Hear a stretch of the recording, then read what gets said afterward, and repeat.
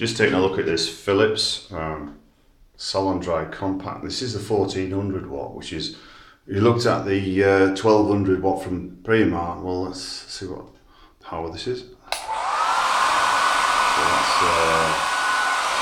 how good it is on the head.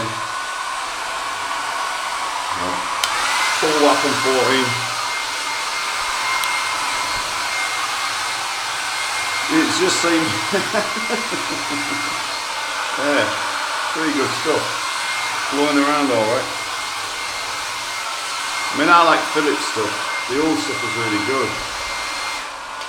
It's fairly noisy. It's not ultra quiet or anything, but it feels light and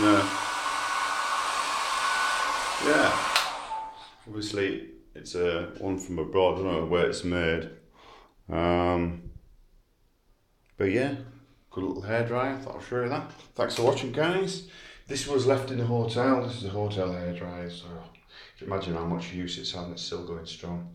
Some bit comes off as well, so catch you later. Thanks for watching.